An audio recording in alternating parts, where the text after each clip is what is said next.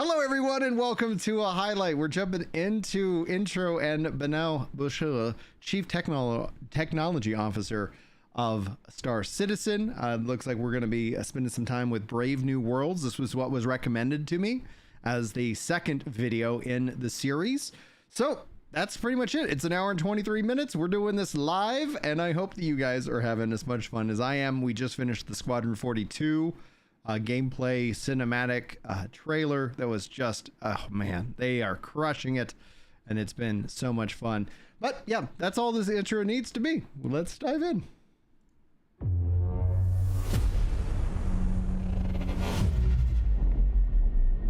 Brave New World. Hello! Bonjour, Citizencon! Bonjour. Comment allez-vous? Guten Tag, Citizencon! Hola, Citizencon! Ni hao, Citizencon! And hello, Manchester. I'm not gonna need this anymore. Cool. I am Benoit Beauséjour, or as some of you know me, I am Balt on Spectrum. Today, we will talk about Brave New Worlds. This is Pyro 2, Monox. It's a barren planet, not really habitable. Now, since the advance of our planet tech, we've always allowed players to circumnavigate planets and move from orbit to ground seamlessly, explore complex areas in intricate detail. Now, with server meshing, we're going to need a lot more locations for missions and destinations for more life. But there's a major question that has always followed this project since the beginning of Alpha 3.0. How are we going to make a large number of planets and systems? How are we going to meet the fidelity benchmark we've established? In this technology update, we bring life to lifelessness, even to Monox. We take the physical representation of the terrain, the geology, the atmosphere, the climate, and the environment to create accurate biomes that spring naturally from the collision of all these environments. Coherent, denser biomes that follow the laws of nature that we encode into data. Data that we then leverage to place flora and fauna, yes, but also settlements, buildings, alien and human life in a planetary context. This creates worlds that are scientifically plausible, richer in gameplay opportunities. We want you to find adventure just by going around the planets without a quantum point. We want you to find actions along your path. For this, we are changing how we made the game. We are scaling how we make the game in all areas. This is not just a Planet Tech update. This is a collection of systems that we call Genesis. Genesis. Man. Now, to help me explain all this nice work and this nice technology, let us kick us off. And I welcome our very own Ali Brown and Will Hine for phase 1 of Genesis. Yeah, exactly like Star Trek, Gree. Exactly.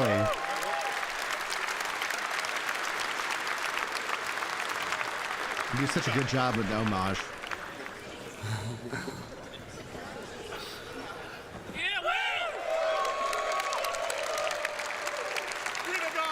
Hello, Star Citizen. Yes, hello, Citizencon. Yeah. So let's start with some introductions. This guy over here is Will Hine, aka Water Guy or River Guy. And this lovely gentleman is Ali Brown, pusher of pixels extraordinaire.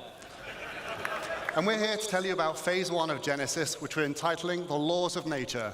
And this revolves around the fundamental approach we use to build our planet and is the literal foundation for everything else we're going to talk about in this talk today.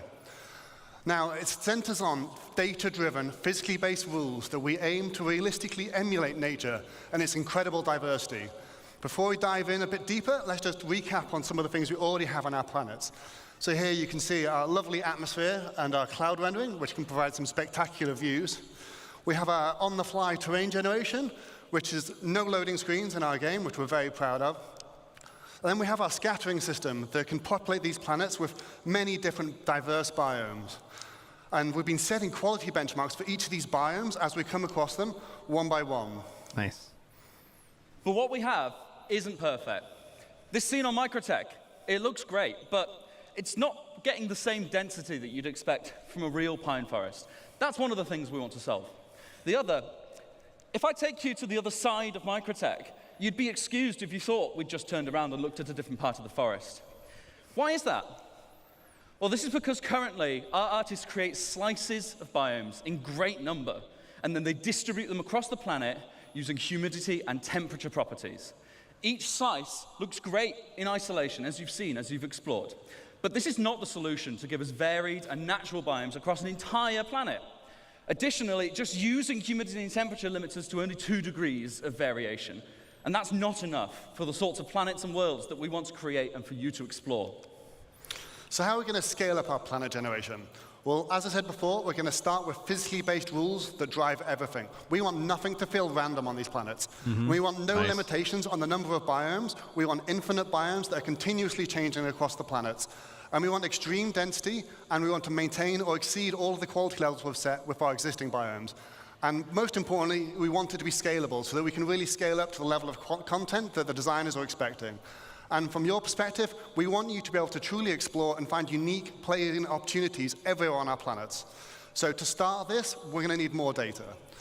So if we see here some of our existing data sets on our planets, we have temperature, which we define locally and globally, and humidity, and that's it for now. With Genesis, we add many other data sets, such as the geology type, the soil type, and then we also go for things like the soil depth and the quality and the nutrients, and many other properties all drive this complex data set that we use to build rule sets on that each individual asset can describe how it should work with them. We're going to put something together and show you some demos today using some of the assets that you've already know and love in the PU. Although you might see some new stuff later, we'll save that. What you're going to see is a vertical slice of development. It's very early stages, very work in progress. You might see some bugs, but that means it's only going to get better, so be excited. The #1 challenge with planets in our game is scale. In no other context do you need a planet to look great from first-person perspective when you're stood among the trees. You need it to look great when you're in a spaceship at a quantum marker miles away, and everywhere in between. There are no loading screens, you see everything. We cannot afford for it to look bad in any other scenarios. So, let's start from a ground perspective. Demo #1, let's have a look.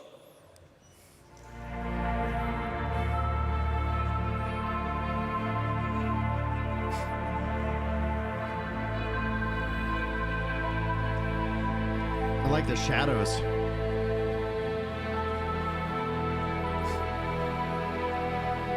Get the light peeking through.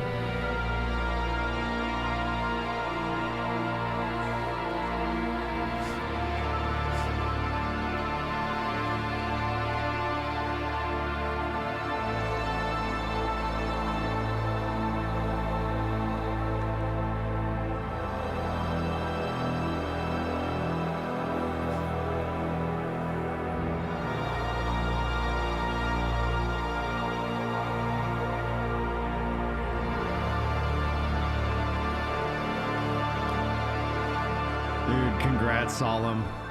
A baby is always good news, man. So, Congrats. How do we make that? Thank you. So, let's talk about first what's underneath it all. The ground! So, in our previous terrain shader, we just switched between different ground textures depending on climate and didn't really consider the unique properties of each type. Now, the terrain shader is based around 4 layers. We always first consider bedrock at the bottom of it all. Then, where appropriate, we add layers of soil of different types. We then add debris where appropriate, whether it be pine needles, dead leaves, etc. And then when it gets cold, we add snow. Each of these layers has unique shading properties and unique transitions between them. Because we do this all in one shader, we're able to achieve that as well as being performant. We can also use things like water saturation to darken and tint the soil and other properties to make it look more realistic. But that's not what filled most of the screen in that demo. That's the vegetation. Like what Ali said, we want to emulate the laws of nature. So in Genesis, we have rule sets for every asset that tells it how to respond to our rich data, whether it be soil type, water availability, temperature, geology, or whatever. We assess the viability and the vitality of each asset and compare them to decide what is likely to spawn in a natural environment. This automatically creates the cohesive environments that you saw in that clip. Not handcrafted anymore. No one has told dude. those ferns I'm and those thrilled pines for to you. be like that. They each want to be like that. And that's what we're doing, multiple assets coming together to create a unique microbiome. What about trees then? Same thing. They have a larger requirement for space. They have a larger requirement for nutrients. That's how you see the distribution, and it's how it all works. Let's meet the flora that came together to make that forest, and have a look at some of their properties. We finally just beat to note, Medicare. they're all going to look quite similar because we've already seen them in the same place, so they must be similar. So, building blocks, like grass and common grass, medium amounts of sunlight. We had ferns, see it's a much lower requirement for sunlight.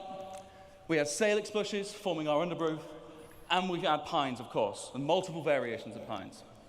Diversity is driven by competition. Everything has Destroy ideal your conditions, ships. which affects its competitiveness. We also have additional control over this in the form of dominance, which allows us to make one asset more competitive and more dominant than another, which is just what we see in nature. Everything is constantly fighting for resources and, of course, light. Because we spawn these assets in a hierarchy, it's easy to propagate shade data down over the distribution of the assets so that we can control ones that prefer or reject shade. Often, like these ferns, they can spawn in light, but they are outcompeted in those scenarios most of the time. So you will see a rogue fern, or a place where there's no seeds for a specific asset, you might start to get this coming in. Let's take a look from a larger perspective again.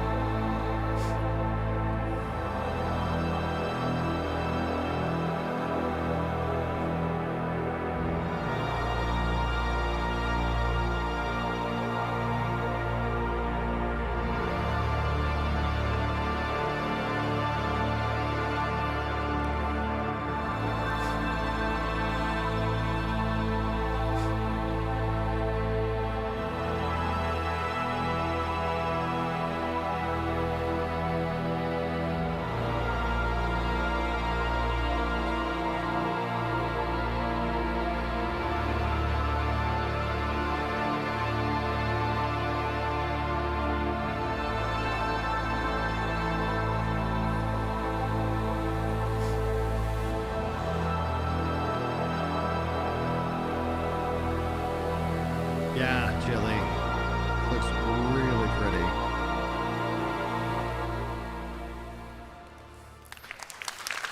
Man.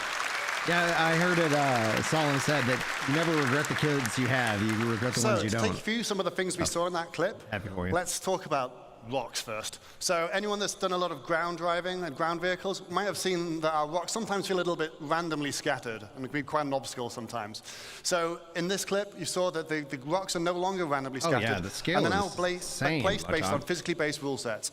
And this logical grouping is achieved via erosion simulations, which we run offline to build localized data maps. And they describe the size of the aggregate and rocks and the density and where they should naturally form. And that means we get things like these natural clusters of boulders at the forest edge underneath the cliffside.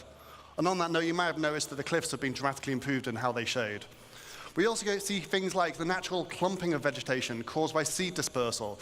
This is controlled per species, so we can get better emulation of their unique growth patterns and create a much more realistic environment. And we also calculate the slope aspect, which is the exposure to vegetation to solar radiation and other environmental factors. And this allows us different species to flourish in different conditions, as we can see on different sides of this valley. Then over larger scale, we calculate the age and vitality of each tree individually to drive exactly how high they should be, but also the color of their leaves. Now, this isn't the only thing that will drive the color of the leaves. We're going to introduce the concept of seasons to the game. Oh, this will heck mean yeah. that our planets will evolve through the year, and we'll be able to shed leaves from trees and have the grass wither in winter. That is insane. That is just, they're So madmen. as you're starting to see, all these rules, all this data, it's all coming together to create what we call truly emergent biomes. Let's have one more look at how this varies over a much larger scale.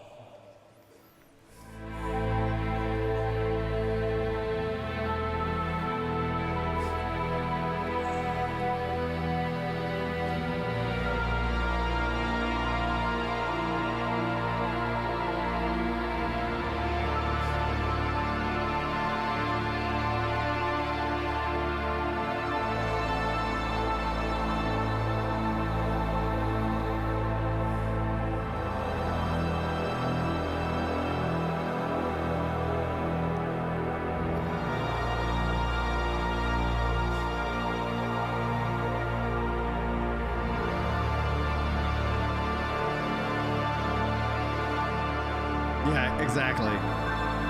Get ready to hoof it.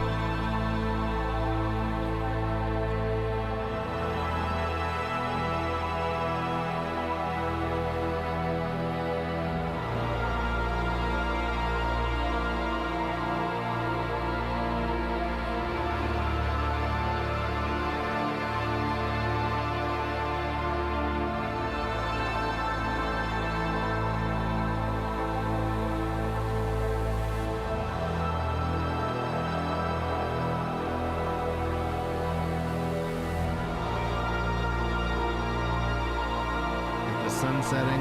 Yeah. Just like in real life. Oh, thank you.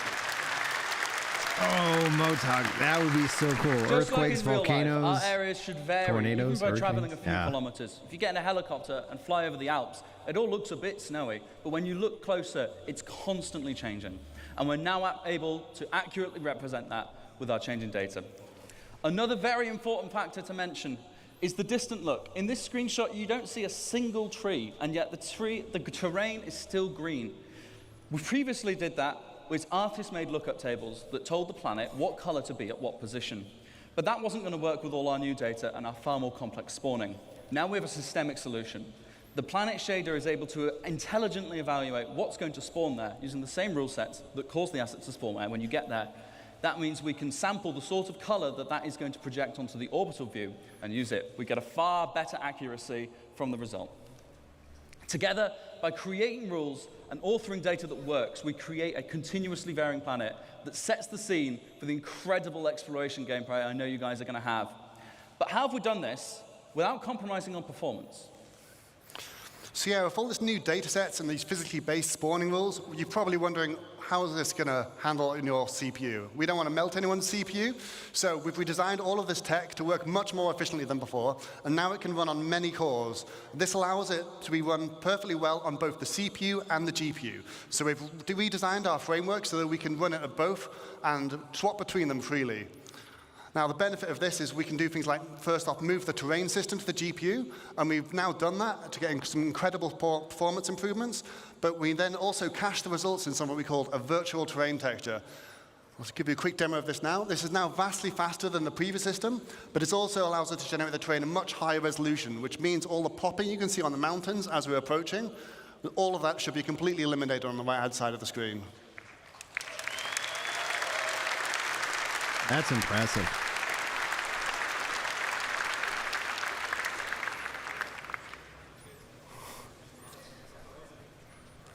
With the extra headroom we've gained by making our terrain system more efficient, we've been able to introduce some improvements, including high-resolution ground textures, proper blending between surface types, and of course, better tiling. If you're familiar with any of our planets, we've taken off all the assets so you can see the issue.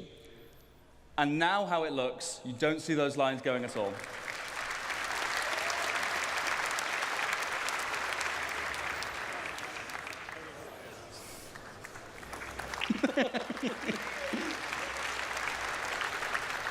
And one more.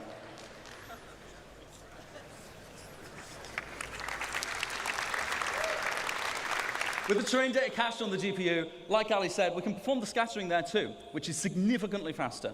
All those algorithms that we've used to generate those first bits can run there without being more expensive on your CPU. And it also means the results are directly there on the GPU. We can render straight from them. That allows us to have dramatically more density in our new system. We can render objects directly without having to go via the CPU every frame. We also cull at different levels of granularity, with bigger groups in the distance and individual assets up close. Just as a demonstration, this is the sort of density you can expect on Microtech today.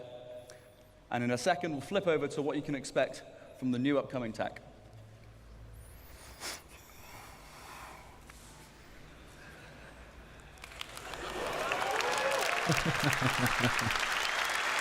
In a second, we're going to turn on the culling groups debug so you can see. These are the groups that we create of those trees and of the terrain. And as we get closer, we shrink them so we're more intelligently rendering what we need without having to assess each tree individually, all the way down to the ground. Yeah, that deserves some applause.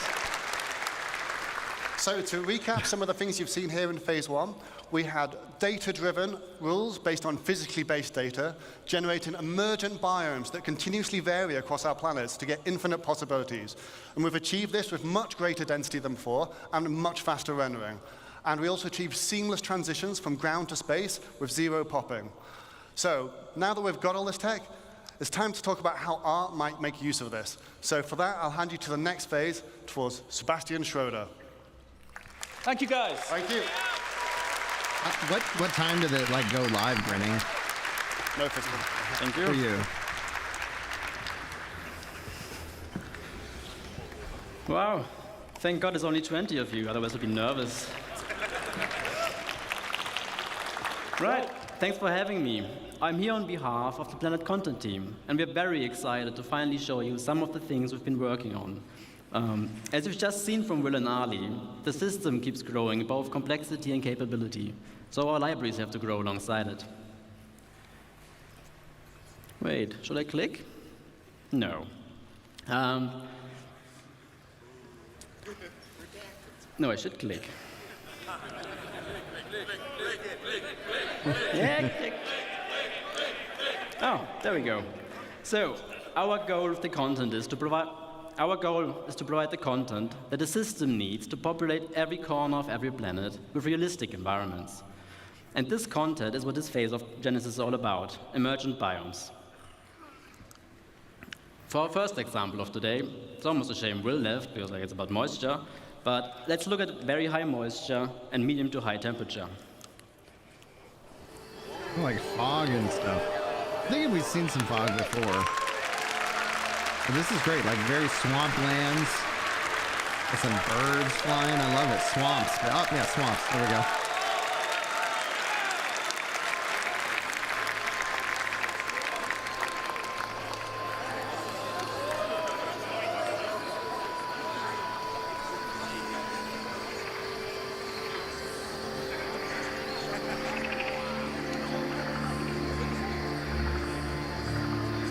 Lilies, moss growing in the water.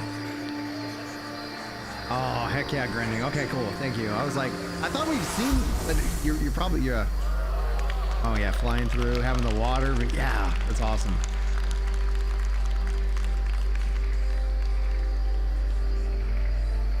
The sound though, like it also feels very immersive with the audio. Like you hear like the different bugs and everything.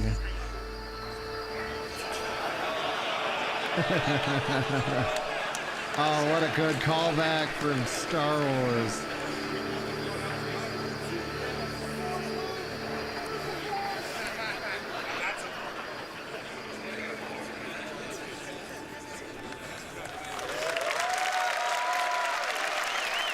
Yeah, swamps are looking good.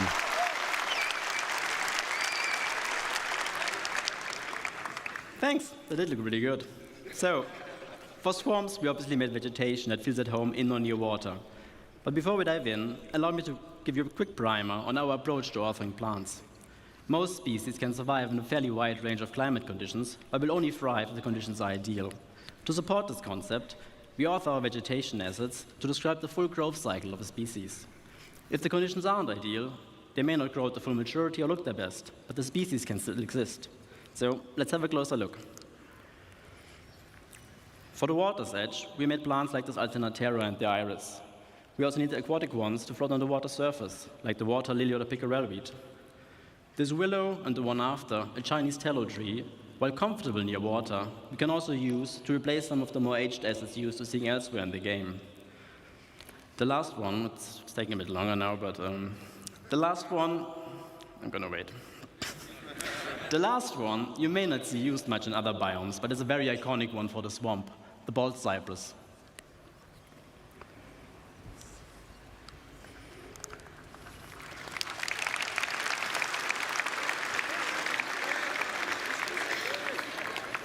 So another feature we need to make a swamp experience a proper one is water interaction.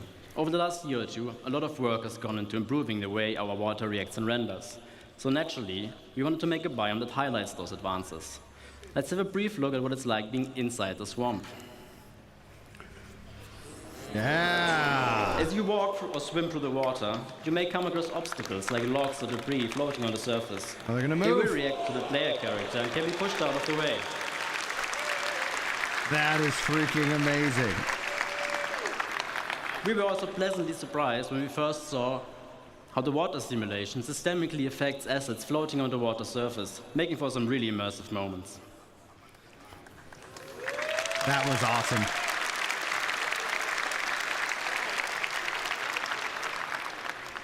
Now, before I get to our second use case of the day, a quick disclaimer. Obviously, all the things you're seeing here today we're still actively working on, but this one in particular, it's a bit early in the process. So let's have a look at extreme object density next. With the data saying we should have high rainfall and sunlight year-round, it's the perfect condition for our next biome to appear. Jungles. Oh, yeah. Woo!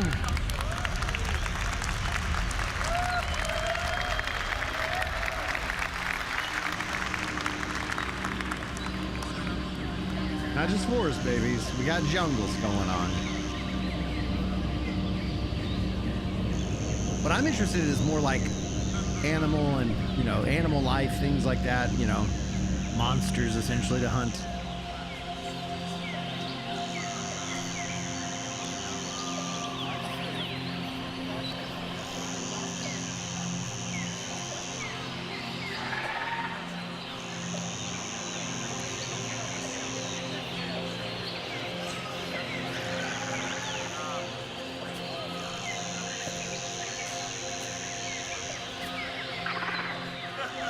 Hey, thanks guys for the 10 likes on the stream. Appreciate it.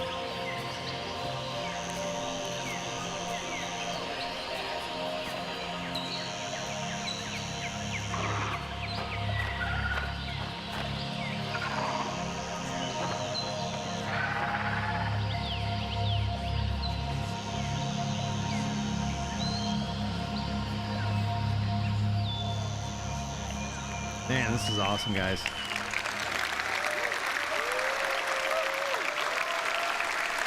Where is that jaguar? Considering everything you've just seen is still very much work in progress, the gameplay capture team really did a great job showing our work in the best possible light. With jungles, we wanted to explore the concept of vertical stratification, as they are the prime example for that. What it means is that you have horizontal layers of microbiomes defined by the species that thrives with the amount of sunlight and rain that still reaches there. The floor, herb, and brush layer we could almost do before, obviously missing the density. But now we also have the option to add variation to the tree layer by dynamically spawning epiphytes like lianas, orchids, or bromeliads attached to trunks and canopies of other assets. There we go. Oh, good. So they talked about it in a recent Star Citizen Live. Well, we're gonna have to start live reacting to that over now that we got the live channel. With this and make it improved easier. density is what will finally allow us to make convincing jungles. And the best part is, we don't even need a lot of different species to create what we refer to as a canvas of a biome. The idea being that we can vary what kind of forest you're in by adding or replacing the plants that visually stand out the most. Now, to get us started on our stratification, we made epiphytes like the Epiprenum and the bromeliad, including a potted version for your heb. Then obviously you need lianas for a jungle. And we also made the grias, which add character to the herb and tree layer. For tall trees, we decided on a fairly generic rubber tree, as its different growth stages serve as a nice foundation for all height levels. And that's pretty much it, what we need to make a pretty good base for jungle. Yeah. I wonder if there's any more other. Now, for our third and last use case, Oh, here we go. let's pretend the data indicates regular rainfall and moderate temperatures. This climate would support a lot of different forests, but we also wanted to use this opportunity to explore extreme scale. And they're just really cool.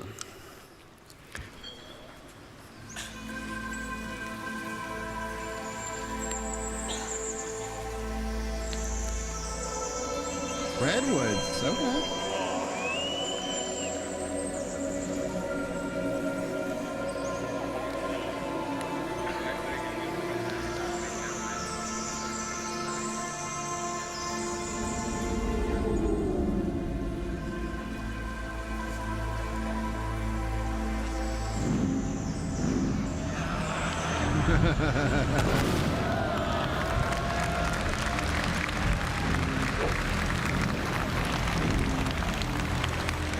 That's cool.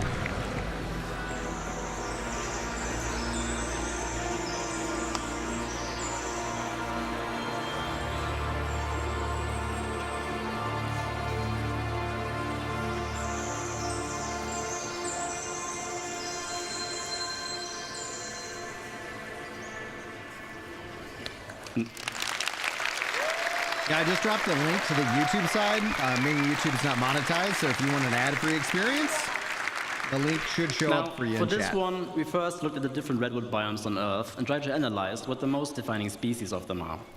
With this understanding, we then decided on the following plants to allow for a fairly universal redwood forest that will easily support variation across continents and planets. A fairly common family of species for the ground levels of all redwoods are ferns, in our case, the sword fern. We also made a huckleberry variant to provide some visual density for the shrub layer. To add some Jurassic vibes, we made tree ferns, as they can be found in New Zealand's redwood forests. Hey, all the right. most important Palm one, trees. though, obviously the sequoias. And they ended up being one of our most complex sets yet. As it turns out, they can grow to be fairly ridiculous in size. It keeps going.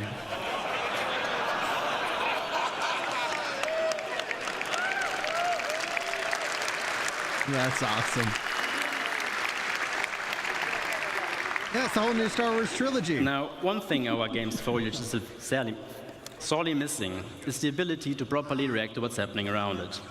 The goal here is to unify all forces from all sorry for the horrible rhyme, all forces from all sources, wind, characters and creatures, ships, explosions, and whatever else, and have the vegetation behave accordingly. Now, as part of our tech improvements, we will be implementing a GPU-based simulation that's fit for our game scale. For now, we've set up the ferns with our existing CPU-based one to better visualize what it will feel like to walk amongst those giants. Also, with the biomes on our planets now being defined by where an individual object wants to appear, you can expect a lot more happy accidents by having species invade different biomes, making for some unique locations, hopefully. Surely. Impressive.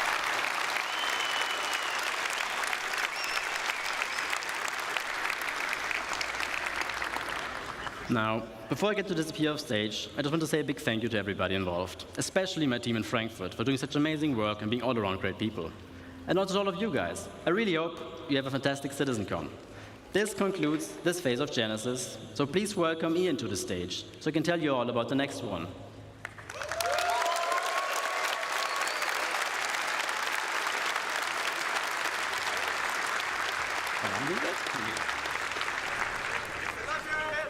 Thank you. Hello, Citizencon. All right. Those new planets and biomes were pretty, right? There you go. But it's time from Phase 3 Civilization to give you some stuff to do. So, let's talk about location density. We've emulated nature as well as we can to make sure our planets are physically based and realistic, and our biomes are emergent. But it's time to start populating the verse. Because all where right. there's people, Structures. there are their lives and the structures they build. So it makes sense that whenever you go and explore these planets, that you find their lives. And what's even more important is that when we make these structures, that they use and they follow the same rules as our biomes, such as the jungles and the swamps. But before we continue, let's first take stock as to where we are now. At the moment in the verse, we have these custom, beautifully made locations, such as Ghost Hollow, we've got our distribution centers, or even just some outposts. And these have all been handcrafted by our designers and artists to hit that benchmark. And they've been working directly on the planet. However, going forward, this doesn't really scale with how we want to go forward with the game. Server meshing is about to arrive, and we're going to have a way higher player count. So those 73 bunkers across Stanton just won't cut it. But in general, it's also pretty barren. There's not much for you to explore and find stuff out there. So there's no exploration gameplay. You haven't really put your character to use for the way that you should. So this means we need to go bigger. which means we need to change our workflow. And with any workflow means we need to first establish a new benchmark. Uh-oh, we're losing it.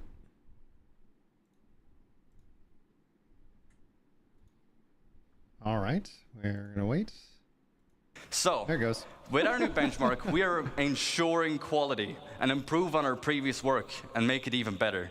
And any location that you'll find needs to have its own unique personality and no repetition. We don't want you to find the same location twice. This also means that this is your exploration and your findings. So when you go out there and explore with your Carrack or with your Corsair, is that whatever you find, you can share with your orgs or with your friends. As for density, if you fly down to the planet, we want you to find something, let's say, every 100 clicks. Okay. But also improve the mission experience. So when you stay more on the planet, you're more immersed and you go from location to location. Just keep going.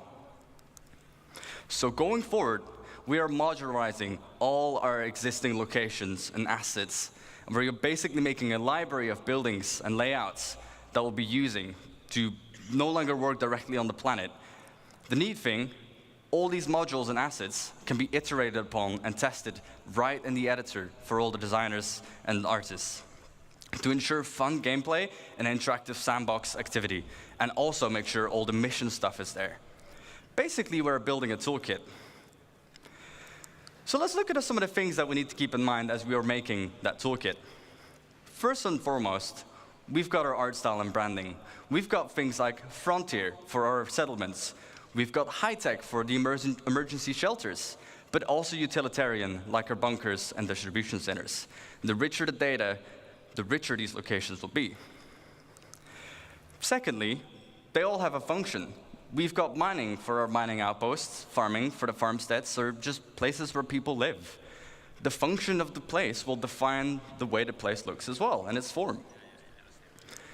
And last but not least, the people as well, the faction and their loadouts. We've got lawful people, like the new Citizens for Prosperity in Pyro, unlawful, such as Xenofred, and sometimes not even no one. And the place needs to look a bit, derelict. In different places, you'll find different people. So, now that we've made our toolkit, and we've defined all this new stuff, let's start building thousands of locations. Yes, I said thousands. So, to avoid the same issue of working on directly in the planet, I'd like to introduce to you Starchitect.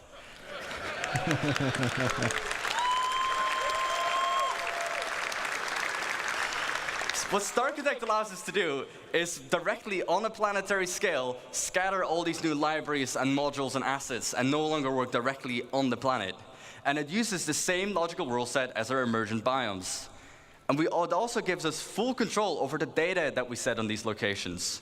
So expect locations in places where they make sense. Let's kind of look at all this new Genesis data and all these new libraries and chuck it into Starchitect and see what it gives us.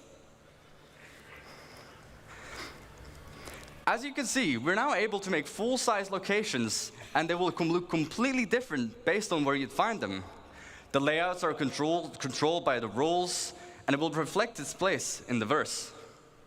We've got farms, mining outposts, but even our older locations, such as the bunkers that you find on Stanton.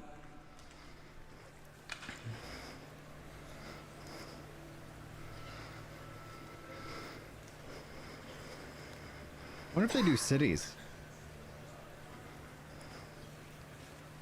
Or unless cities are just like curated and, So, let's look at an example and kind of use the tool to really, make a location.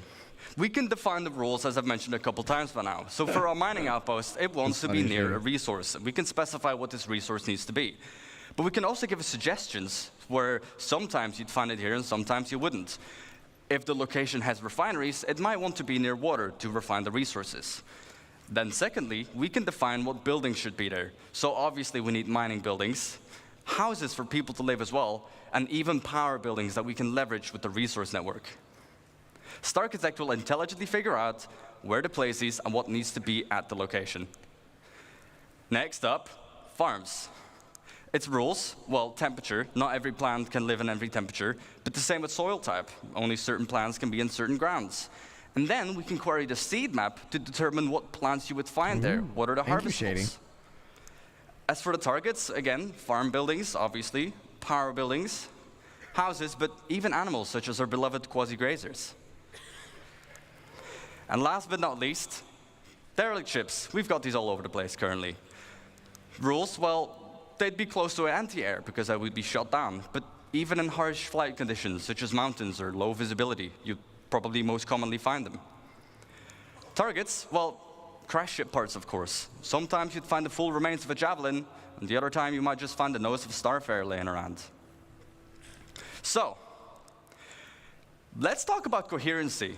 Sure, we can scatter all these locations everywhere on the planet, and you'll find them in places they make sense, but we can do better. You don't just want to find an outpost completely on its own, right? We want to make sure it really feels like people have built their lives here. So, let's talk about some missing bits. We want to tell tighter stories, such as the people's lives, but also logical exploration. If I find one thing, I expect to find something similar or something else nearby. We also need more data control. What defines one mining outpost being different from the other ones, aside from the harvestables? And also give the narrative developments. Make sure, people build near rivers, on mountains, they build near town halls, they build near distribution centers. So to hit that bit of our benchmark, we make sure that locations are near each other and group them together. The effect it gives is a fully developed landscape with vistas and points of interest all over. And we group them together in what we like to call a cluster, like this one, that has 13 locations. Let's talk about clusters. Clustering means generating locations near other locations. So, for example, if you find a distribution center, just like in the verse currently, I would find forward operating bases next to them. But if you go even further out, you'd find mining outposts to funnel those resources to the FOBs. Go out even further, you'd find caves around them, because that's where they might find some of the gems. And then we can even specify the data on a cluster level. All of the factions that live at this whole cluster, any mining outpost, that would be the same people, but also what commodities they sell, to find on what resource you'd find. So let's look at an example of the clusters. We have our mining cluster. Again, we can define what rules we should have. Rules, well, near a resource, just like our mining outpost, but also it needs to be on a lawful planet. We can target on a planetary scale where they would need to be. They need protection. As for the targets, well, caves, mining outposts, but even trade posts. Let's go to the other side of the spectrum. Before I do so, I forgot data. We can, on a cluster level, specify, again, what mineral commodities, but also what harvestable types you'd find are in that region. Now let's look at the other side of the spectrum, an unlawful cluster. What rules? Well, they need to be far away from any other cluster, because they want to be isolated and do their evil deeds on their own. And also on an unlawful planet, such as somewhere in the Pyros system. For the targets, outlaw outposts, crash ships, because they would shoot them down, and also ruins from just places they just completely overrun. The data on this one, you'd find specific loadouts, and they'll be using weapons that you wouldn't find in any other legal system. And these weapons will be sold at the shops in these regions. So, now that we have a cluster, let's go even bigger. Just like our locations, we can put clusters near other clusters, and we group them together,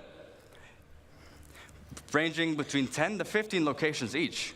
And we group this into what we call a sector.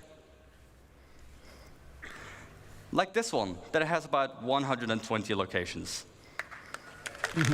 However, That's wild. On a planetary scale, we can define how many sectors we should have, with each their own data and persona. And every single one of these locations is now ready for the mission system to hook up and give you gameplay, and for you to find a bunch of places on your own. And That's just on this amazing. side of the planet, can you guess the number? We've got about 3,042 locations. Wow. And again, this means that Starchitect, we're just able to, on a planetary scale, just define how many locations we need, what you'd find there, and to just give that full identity.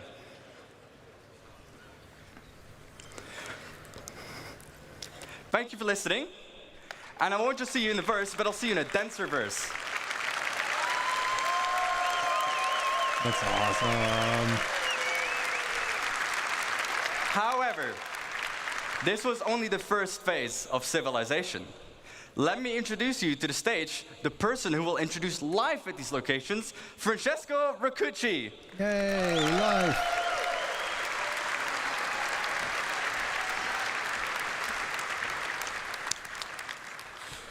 So, hi everybody. Benvenuti a Citizencon. So, where are we today? So, my name is Francesco Roccucci, and I'm the director in CIG. Welcome to the next step of phase 3. We will look into how life adapts to the laws of nature and how all the NPCs can interact pretty much with these incredibly vast and dense worlds that we just saw. So up to this point, we have seen how we are building the worlds. We start from the physical data set, and this is to make sure that what you see is not just beautiful and realistic, but also physically accurate. So the distribution of the elements that we have seen and the location and the POIs are influenced by geology, mission, narrative, and the lore. Those locations cannot be lifeless. We want the planets to basically leverage the space that emerge with life. So from an AI perspective, I will categorize the elements of those worlds into 4 macro groups. Emergent environment, that is everything we have just seen being built out of the physical data set.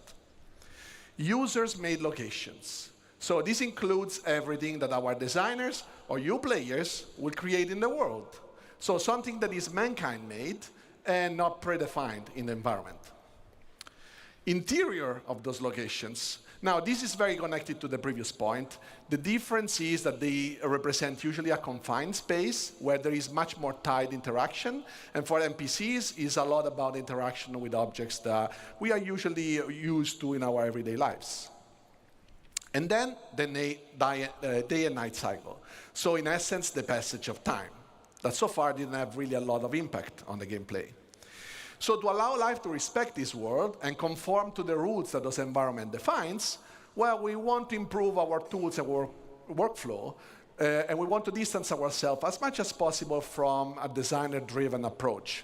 This is because, first, it's labor-intensive. It can be prone to bugs, but also because the scale of the worlds that we've just seen are very hard to be designer-driven and markup. So we want to improve this workflow, and we will see how manual markup is also not usually the best option, because with these worlds that are heavily impacted by users and changes and customization, it's very hard to know in advance where interesting things are.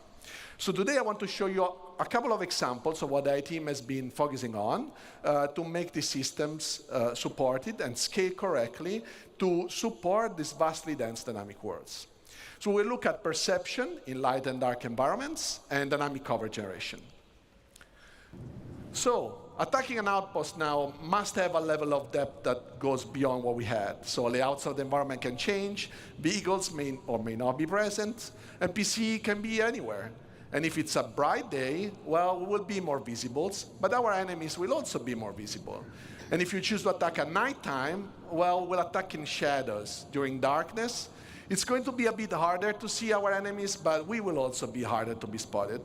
And it will give us more opportunities to be stealthy and sneaky. How do we do that? So nice. So as you see, there is also a lot of different light conditions in this outpost.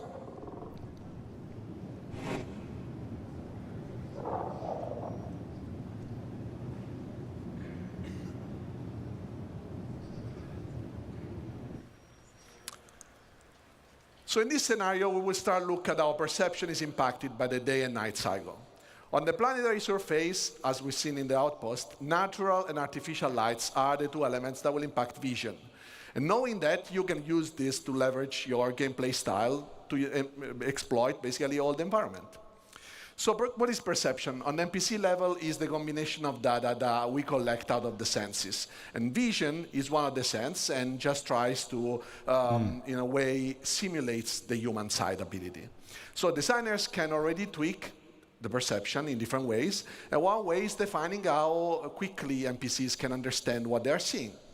And the light conditions have a direct impact how quickly an NPC will fully understand, for example, if there is an hostile in front of them. And obviously, there is condition of light that designers can control, and some others, like the day-night cycle, that they can't. So in this video, we'll see two main elements. The dog. The graph on the top left and the two colorful cones. The graph on the left basically represents the current light level the NPC is in, and the current multiplier this light level generates to speed up or slow down the NPC perception and understanding. The two cones instead represents the primary and secondary FOV. The red color means that if you stand in that location, it will result in NPC reacting the slowest to you, and the green color instead represents the quickest response. So during the night, NPC will have a hard time to understand and foresee and see things, but if they have flashlights on their helmets, they can turn it on, and this will impact their primary FOV, making still the peripheral vision a bit more uncertain. Fascinating. And as you see here, first of all, the NPC is patrolling with his domesticated friendly copion. This is because he wants to exploit the vision, the night vision capabilities of the animal, and it's kind of our tier 0 pets. No way. So we'll now look at the cover system. That is the next dynamic things that I want to show you. So when we introduced Planetary Navigation Mesh the first time, our goal was really to create a systems that would support and process the environment in a very dynamic way. Our planets are just way too big to statically export them and process them, first of all. And then their regions only exist when somebody's there and the NPCs are there. So essentially, environment has its purpose only when life exists. Also, let's keep in mind that even if we could export dynamically and statically those planets, so processing dynamically all a static version of the planet, this would be, first of all, wasteful and on the memory side and time-consuming. And also because we have a lot of runtime modification of the terrain, this would require us to still reparse it at runtime, and pretty much that will be almost all the time. So to generate the cover data, we want to leverage the navigation mesh system. And what we do is, as you see here, the blue polygons are basically where NPCs can walk, and the green ones are what we call cover surfaces, that are our simple representation of the environment, what NPC uses to understand if they can hide behind something and if they can shoot from some positions. So up to now, we have an approach where designer would be a designer-driven approach. Designer can define in the locations where cover was interesting. They could mark it up, either the location itself or prefabs, and then with a special entity that would just sample dynamically the environment, but would still be designer-driven. This is obviously a good approach it's also a standard approach in gaming industry, but what about all those organic and inorganic elements that get scattered with a new system? Like if designers want to iterate on these ones, for example, and they want to change the physical data sets, those scattering tools will just change completely the layout. And what we want is that designers can do this change without being afraid of doing it because the gameplay was, predefined and controlled, and now they can just make something beautiful but also fun.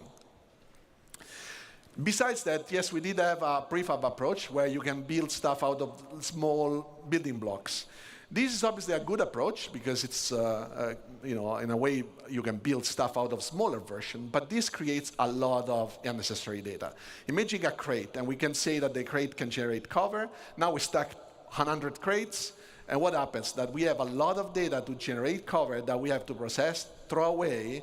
This would just waste CPU cycles for nothing. This is why, until now, you also couldn't find an NPC in a forest like this one and see them hiding behind a tree or a rock. So enabling the dynamic generation of covers on the planet allows us to exploit all the elements of the environment. I like how he slid. Whenever navigation mesh generates, NPC can now have a chance to fight with you hiding behind available elements. Boulders, rock, walls, and are all useful elements right now. However, we don't have to limit ourselves to static geometries, but also vehicles can be used for cover. And as you can see, this is dynamically generating while the vehicle moves. So be careful where you park your Ursa, because now it can become a source of danger for you as well. Last but not least, these systems can be just used on all the different type of navigation mesh we have, so not on the planet, but also, for example, the interiors and everything you guys construct. Because obviously, you guys will build your own locations, but you don't really mark up stuff, or you don't want to decide that, because that's going to come automatically out of the system. So I want to show you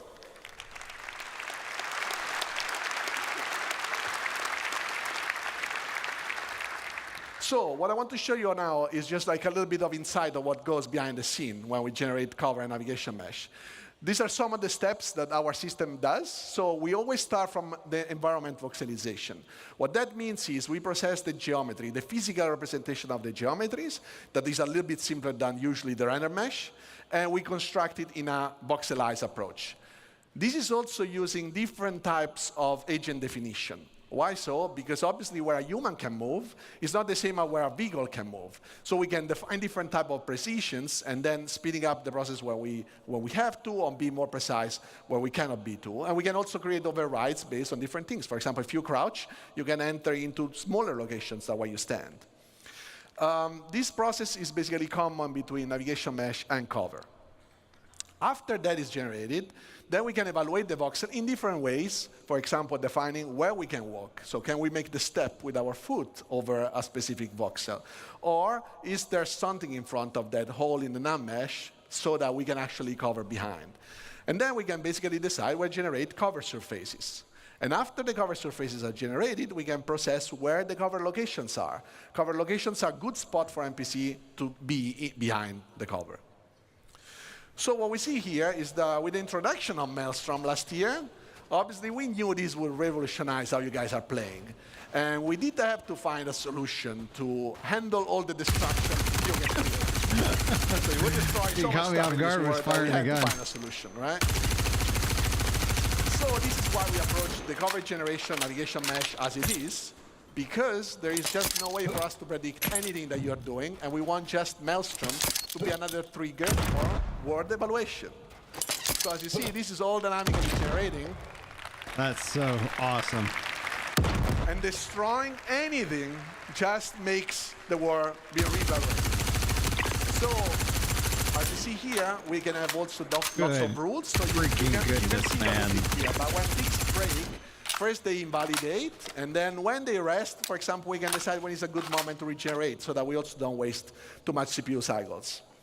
The color that you see is mostly cover quality. So you see the light green is high cover, the dark green is low cover, and then we have the red that we introduced some time ago that is basically not really good cover, but if there is nothing better, well, it's better to be behind something than being, in open space. So let's just recap. What we want to do is finding a plan and having a good plan to approach life in this vast universe. What we want is the life to be able to systemically evaluate all the dynamic environments that is generated. We want to improve our workflow, not only to support designers and being faster, but also support all your guys' creations. So we want the life to adapt, and this is all for making the game fun for you, so that everything comes together. So thank you all. This was phase 3. And now, let's welcome Ben Parry, that will introduce you guys to phase 4 of Genesis. All right. Thank you. Hello, Citizencon. What's going on? Sorry, someone's changed my lines. Welcome to phase 4, light and sound. Now, we've seen already automated systems for automatically placing different biomes, different vegetation, settlements, and people. So now we're going to take the same approach to automatically handling light itself. First of all, why is this important? Well, it's not always obvious, especially when they do their jobs as well as they do. But there's an incredible amount of attention from the lighting artists that goes into all of the locations that we have in the game. Besides just marking up the reflection probe areas, they also manage the visuals really carefully, adding fill lights, approximating bounce lights off ground and up into ceilings and dark corners where there aren't any direct lights pointing, really. And the problem is, not only does this take a lot of time and really constrain the style that they're using, it's simply not possible. If you've got a planet full of forests and, 3,000 and something place locations, you're going to be exploring places that no artist has ever visited. No, they've not looked at, and they're certainly not going to be able to have tweaked it for you. So we need something that works completely hands-off. And natural outdoor scenes are especially problematic for us. Indoors, you can put a lot of little lights around pointing from different directions, and you can probably justify it. Outdoors, you've got the sun, and you've got the sky. And if you're behind a tree, you've got the sky. And so you need that skylight to vary. Now,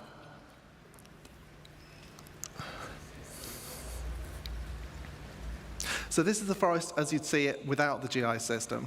As you can see, all the shadows are receiving lighting from the same environment probe, so it's basically just a flat color across. We replace that with around 40,000 mini ray trace probes. Each of them has their own view of the sky, and so that gives you way more contrast and variation as you move in and out of the canopy.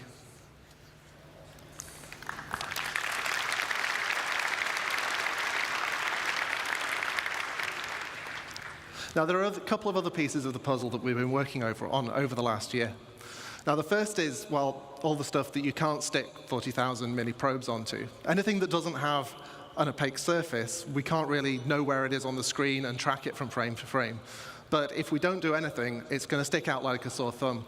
We've got fog, we've got particles, we've got the other little things, I don't know what they are.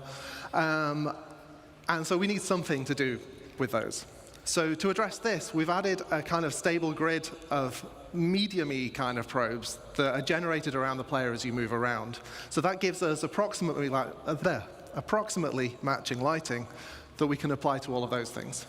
Now, this is a little bit difficult to illustrate in normal scenes, so for once I've been making my own levels.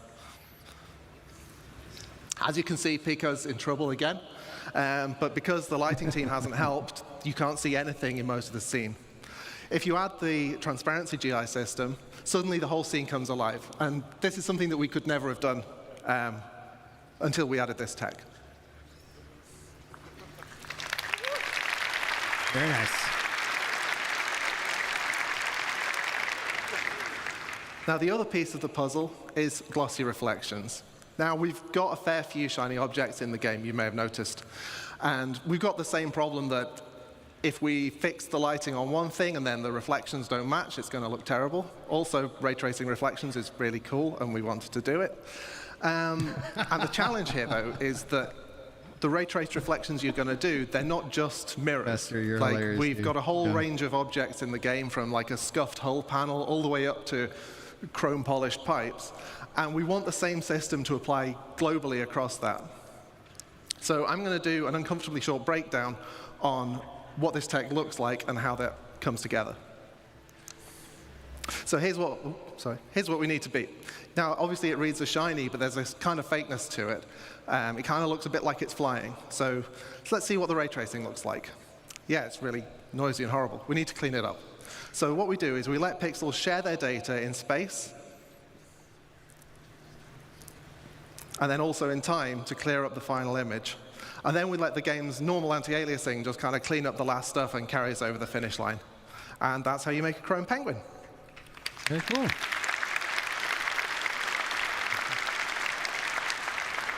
Now, I'm going to derail for a moment away from the topic of Genesis, because this isn't actually just about automating the lighting for new environments. Baby. This is also about pushing quality in areas that have already had all of that work done by the lighting team.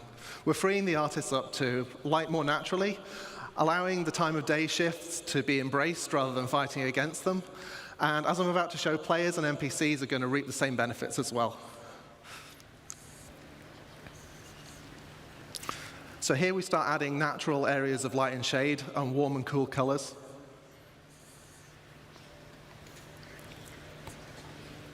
These open areas benefit in the same way as the forest scene did, adding areas of shade and areas of open lighting. Like I mentioned, the time of day shifting leads to different ambience as the sun moves. And this is the shot that I just liked.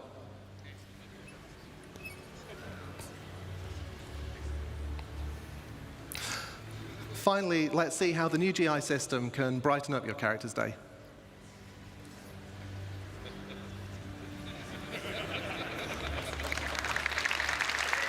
And also their day as well, whoever they are. Wow. Wow. Well, I promised you light and sound, but I don't actually know anything about sound. So here's the man who does, Graham Phillipson.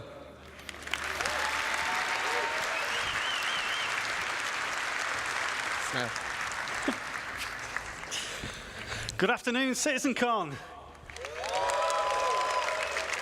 I've been at CIGE nearly 10 years, and this is the first time I've done this. Very exciting for me. So, do you want to make some noise? So, sound isn't as fast as light, so it takes me a bit to catch up. Jared wrote that joke for me, so you can blame him. He says it right here, blame him. So now we have a huge amount of visual and interactable content.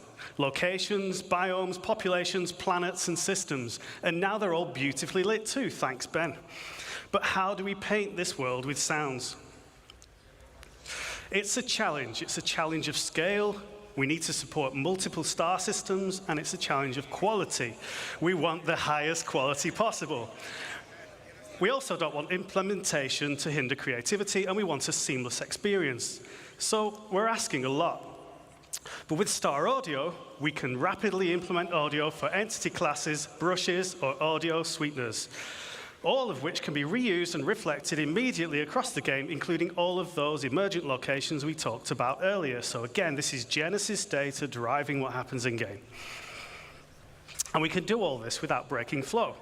So here's a fairly dry video. It gets more exciting later, I promise, showing you our rapid workflow. So over on the left, I had to think about that, we have the Wise editor. That's where all our sounds live. In the middle, we have Star Audio editor. And on your right, we have an entity that needs some insect sounds on it. So we can very quickly drag from Wise to Star Audio. We can mark up very quickly a bit of logic, and we can re-trigger this entity's spawn sound so that it immediately makes a sound. I assure you there is a group of insects. Thank you. You're too kind. Sounds more electric. Right? If you like that one, you'll like the ones that come later. But there's a little something missing. So to add some realism, sounds respond to how they move, how you move in the world and how they move relative to you. So we need to change the frequency as their velocity relative to the listener changes.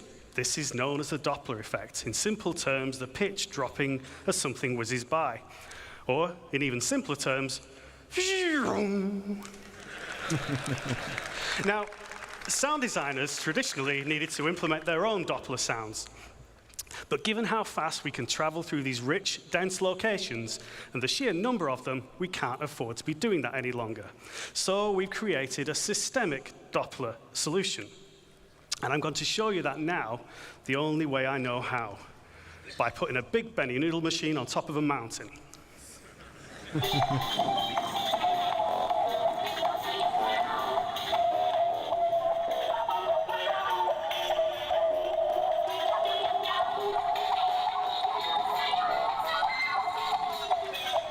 So you can hear the pitch and tempo changing as we move relative to the Benny noodle machine, and this is all fully systemic, no special treatment for this sound.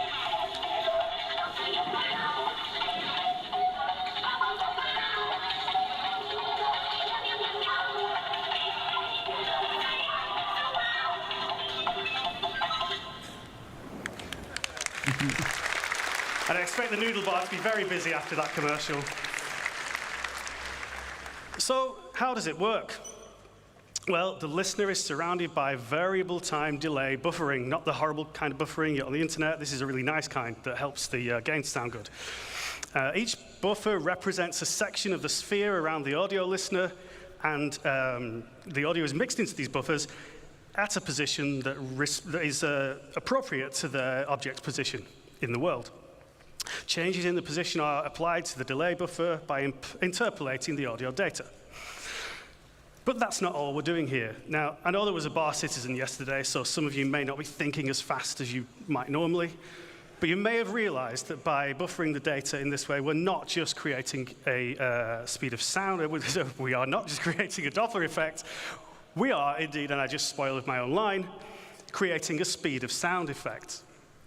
So, introducing systemic speed of sound to the game, I now have a couple of minutes of video, and we go through rapid fire, looking at some fantastic examples of what this brings to the game, starting with a spaceship pass by that is supported tonally by the systemic speed of sound.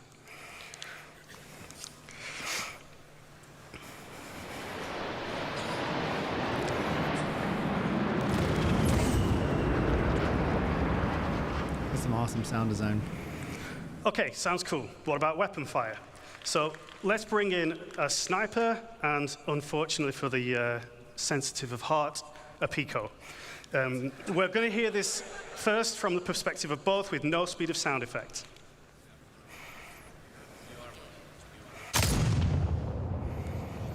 Okay, so that's, if you were at the Pico perspective there, that's how you'd hear it in game right now. Let's hear it with speed of sound enabled, and this time we're just going to listen from Pico's perspective. So Pico's down before he even hears the shot.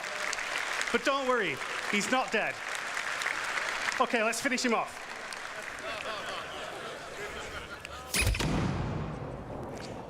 Now he's dead. And as the voice of Pip's Power Up, I need to get some proper placement in. So there's one more example for you. Now finally, oh, not finally, we have ship weapons, so listen to the fire rate as the ship approaches the camera here, giving you a bit of a sense of threat.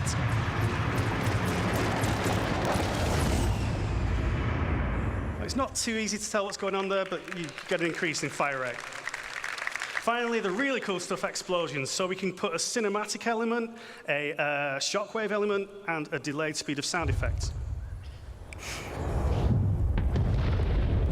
Oh, that's cool. And that's way too cool to do just once, so we're going to do it twice more from further distance. So again, cinematic effect first when you see it. Shockwave. And the explosion itself.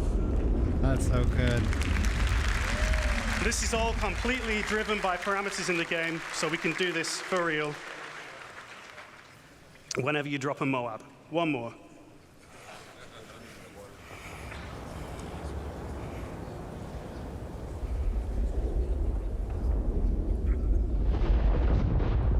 Yeah.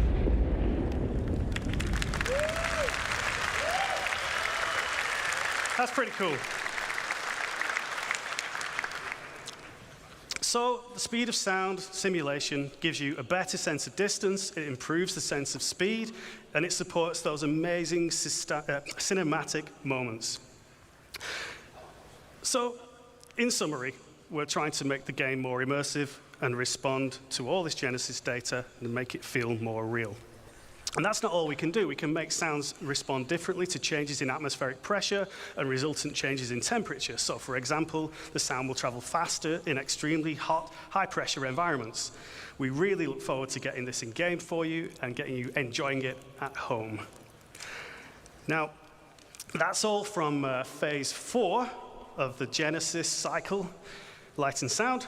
So I'm going to hand you back to the amazing Ben and Ali to bring us home with the final phase. Phase 5.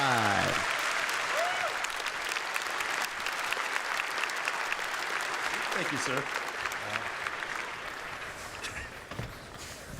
So, as Graham says, this is going to be the final phase of Genesis, and it's called Nature's Wrath.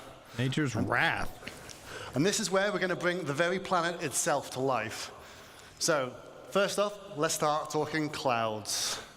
So clouds have got an atmosphere, have got to be one of my favorite visual features of our game, and they're truly awesome, but they're also completely static. Nothing has changed with them. So what we want to bring with Genesis is the evolution of clouds over time. Okay. This isn't just some simple scrolling animation. We use the same physical data sets that drove the biomes we talked about earlier and Starchitect, and these are also now driving a physical simulation of the clouds so they can form and dissipate in realistic conditions. So this means things like the oceans, the prevailing winds, mountain ranges, and the temperature will all impact the clouds. But to complement these more dynamic clouds, we've also improved our lighting model. So it now correctly accounts for how light scatters multiple times inside a cloud. And this is important, creates much deeper lighting, and it can contrast against the sun's rays, resulting in much more vivid cloudscapes like we see on the left here, something we're all too familiar with in Manchester. Now, it would be awesome to bring this into context and show it on an actual location. Let's take a look at a quick scene to round this up. It's a nice day on the surface, but something's different. The clouds are moving, but they're not just moving, they're forming naturally in changing shape. They dissipate as they glide on the atmosphere based on wind data, stratus and cumulus alike. Now we start seeing the new cloud shading model come into play. We are seeing enhanced occlusion beneath the cover, emphasizing the sunbeams how it interact with the clouds, and seeing the light shafts peer through the layers. Now, as this is closing in, we can start to see the changes in visibility of the area. Light precipitation is starting. Previously, we authored static cloud shapes, but no longer. We didn't manually place a volume here. Its presence has been informed by Genesis data. Oh, and it's not just a cloud volume. It's a weather front. Yeah. Now we're trying to see the wind picking up. Terrain and rocks are getting wet. Vegetation, grass, and the overall environment are responding to the weather. The system is changing the world around us. We can see puddles being formed dynamically in the dirt, properly responding to light, reflections, and rain droplets, making it getting really ominous and loud in here. I can feel the danger. I think we should let this play out in the game.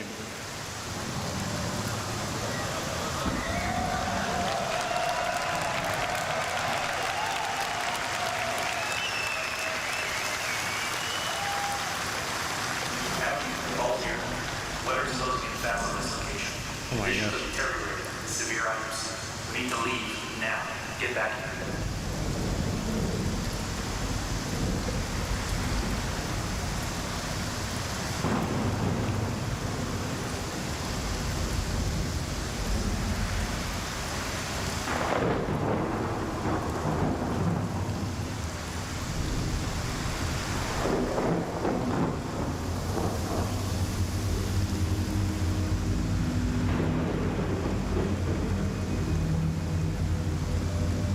I'm getting out of this suit now. Powering up, flying out. We'll need to switch to IFR. See you on the other side.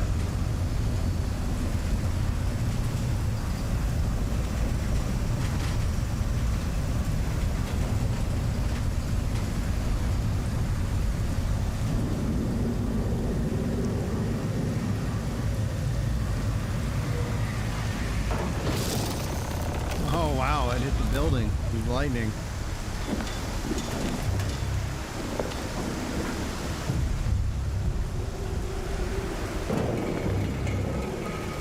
The wind's moving the environment.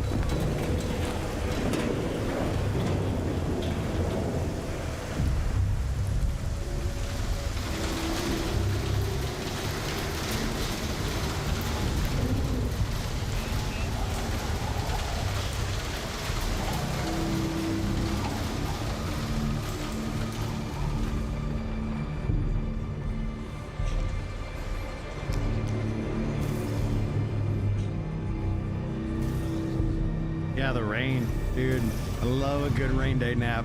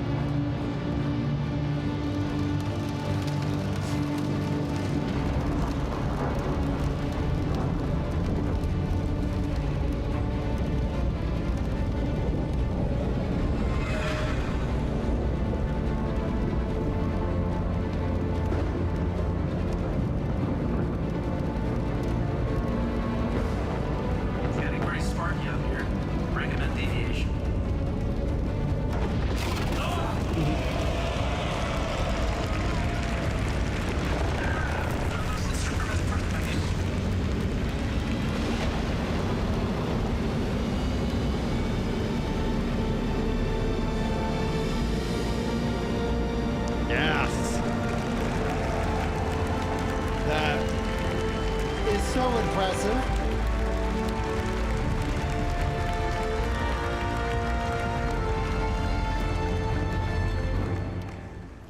Wow. That's so impressive. Wow. Man, that's what we call the Falco maneuver to get out of there. Ali, please break this down for us. What did we just see? Yeah, so that was a combination of lots of tech we just saw that all combined together to make a really great cohesive experience. So we started with the cloud simulation, which wasn't really a cloud simulation, it's a weather simulation. The rain will appear not at random, but it's based on physically plausible conditions, so you have real weather fronts evolving across your planet all the time. We have a host of visual effects, like the rain, and then they have the atmospheric scattering that you get under the columns of rain. We had the puddles and the splashes and all of this type of visual effects. We saw the wind developing over time, and that introduced turbulence to the flight model, making flight very challenging. And then, of course, we saw the lightning, which plays havoc with your instrumentation, but if direct strikes will damage your ship, and of course, some storms will be dangerous enough to be fatal, as Ben's unlucky Aurora just found out. And these storms will sometimes be short-lived and localized, but others will be larger and potentially permanent on some planets. And this is going to restrict access via flight. I mean, players will be forced to resort to ground vehicles or even foot. And this is all going to be dynamic, meaning that you might find yourself trapped in some really unexpected situations. So we really can't wait to use all these mechanics to open up many new gameplay opportunities for All in the Verse soon.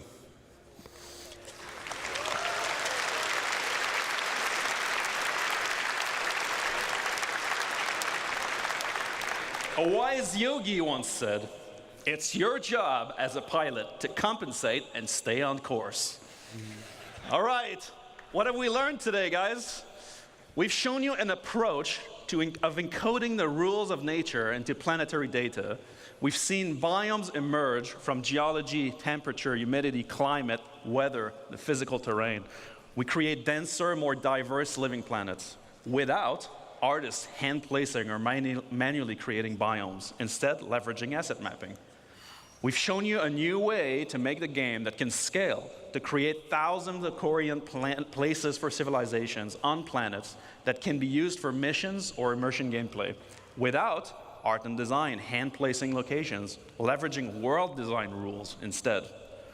We've seen how populations of AI and NPCs inhabiting locations dynamically adapt their understanding of the environment without custom markup by developers, allowing the creation of more playable spaces rapidly.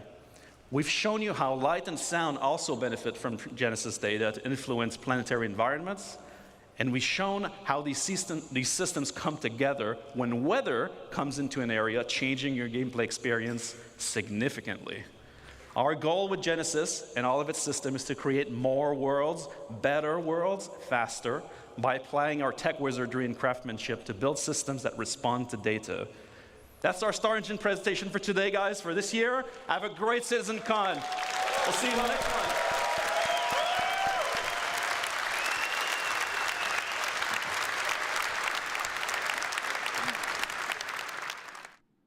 All right, that was phenomenal. That was absolutely incredible. Woo! Man, that was awesome. Especially that storm. Like that. Ooh, baby. That was fantastic. Let's see here. I'm not complaining. But I'm bouncing up and down on my chair. Come on, hurry up. But, you know. Let's see here. All right. Woo, man, is there anything I missed? Is there any, like, I'm sure there's more panels, right? Like, I know. Oh, yeah, there's a lot more. Okay, well, we're going to keep working our way through these panels, just as a heads up. I think for this stream specifically, I think we're going to wrap that, because I do want to play some games today. And that would start with a little bit of New World. And anybody's welcome to come hang out for that, because, like, we're not going to be reacting to anything. But if you guys are curious, and you're on the YouTube side of things, that's where these live stream reacts and more will continue to live. Did I see the worm? I didn't see the worm. No. Was there a worm like in that presentation? There is no worm in that presentation. Okay, so there's a worm, like a sandworm, like a giant, like Yeah. Dune- Yeah, I don't want to Dune give soon? away spoilers, yeah. But I hate to give away spoilers because you want to be surprised like the rest of us. Yeah. Just watch them one at a time through that playlist.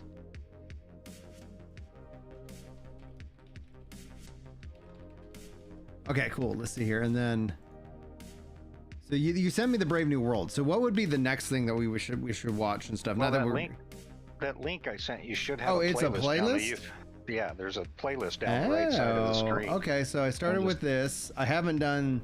Oh, that's the full broadcast. So this is Brave New Worlds, Social Universe. Okay. Oh, and it's these. Some of these are actually not like an hour and a half long. All right. Okay, I've got this. I got this marked. So we'll be. We'll schedule some time and get the rest of these rocking and rolling. Meantime, let me get this link for anybody who wants it. I think on the Twitch side it will be down for just a second, but on the YouTube side we're gonna toss it up over into here. It does not let me do the redirect because I don't have enough subs on the channel yet, and it's interesting to see how they roll out features on YouTube. Let's see here. Let me make sure I'm not crazy. Yeah, no, it says live redirects. This is live reactions. That's a new setting. Interesting. Okay. Yeah, I don't have redirect yet, but it says live reactions. So maybe people can live react to this. Man, what if that's a literal setting? Hold on. Sorry. Give me 1 second, guys. Let's see here. I'm going to see if that's on my other channels or if that's something new that they're testing for people who don't want their content to be reacted to.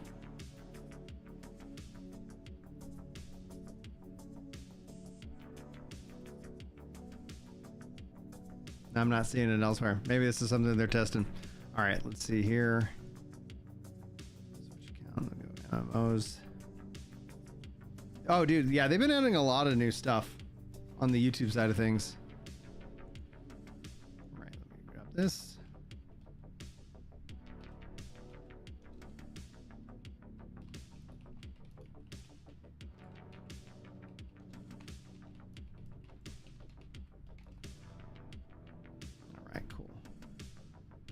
That perfect. All right, what we're gonna do, this is gonna be just down for just a few seconds as I jump the stream into the New World stuff. So thank you guys so much for hanging out. Thanks for being here, and thanks for the 12 likes on the stream. And hopefully I'll see you guys here in just a second for some New World, but no worries if not. And dude, thank you so much for sending me this playlist. Thanks so much for hanging out, guys. And 1 second, and I'll